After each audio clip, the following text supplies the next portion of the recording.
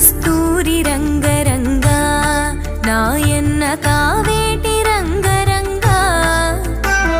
శ్రీరంగరంగరంగా నిను బాసి నేనెట్లు మరచుందురా కంసుణ్ణి సంహరింప సద్గురుడు అవతారమెత్తెనప్పుడు దేవకీ గర్భమునను కృష్ణావతారమై జన్మించెను